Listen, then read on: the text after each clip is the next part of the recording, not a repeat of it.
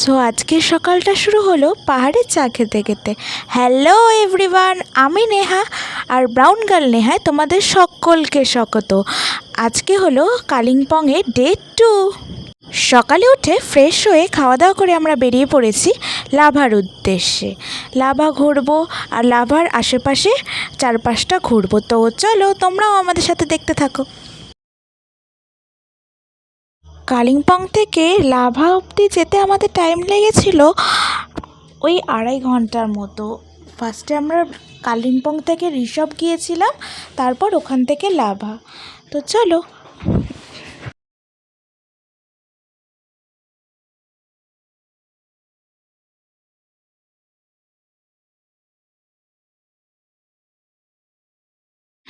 কালিম্পং থেকে ঋষভ যাওয়ার পথে এই পাইন ফরেস্টটা পড়ে। কি সুন্দর তাই না? এই পাইন ফরেস্টটা পুরোটাই পাইন গাছ দিয়ে ওখানে রাস্তাটা এত সুন্দর লেগেছিল। আর আমি তো বারবার দাদাকে বলছিলাম, প্লিজ আমাকে কয়েকটা ফটো তুলে দিবা, এখানে গাড়ি দাঁড় করাবা, ফটো তুলে দিবা।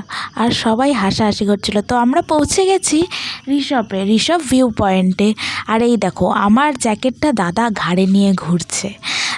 দাদা থাকলেই এটা আমার জিনিসগুলো আমি দাদার হাতে ধরিয়ে দিই, আমার দিদিভাইয়ের। তারপর এখান থেকে আমরা মোমো চা খেয়ে নিলাম। আর এখানকার মোমোটা সত্যি অসাধারণ ছিল। দামটা একটু বেশি, বাট অসাধারণ ছিল। পেঁয়াজ আর চিকেনের স্টাফিংটাও খুব ভালো ছিল।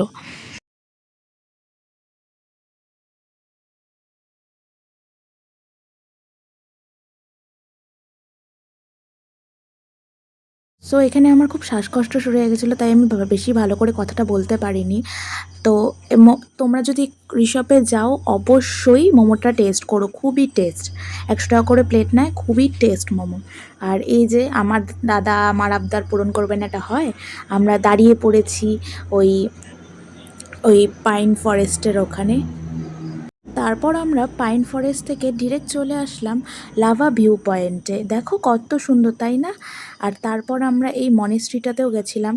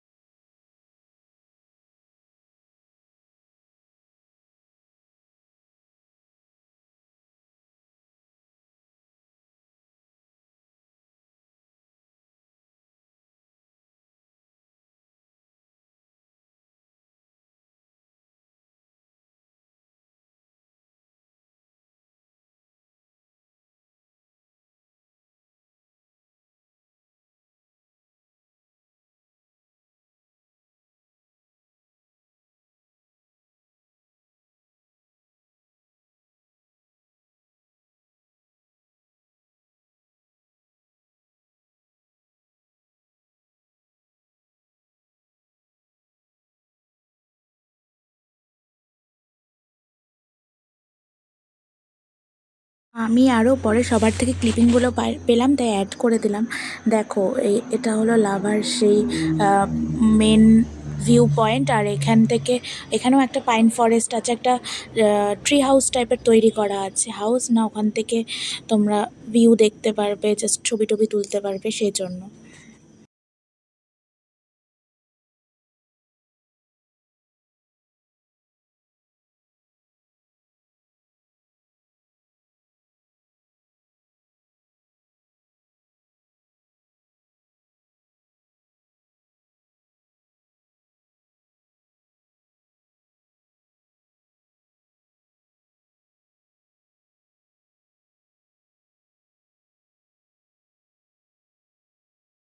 তো তারপর আমরা কালিম্পংয়ের মেন সিটিতে গিয়ে শিলিগুড়ির জন্য বাসে করে রওনা দিয়েছিলাম। তো কালিম্পংয়ের ব্লগ এতটুকুই। চলো আসছি পরে অন্য কোনো ব্লগ নিয়ে। বাই।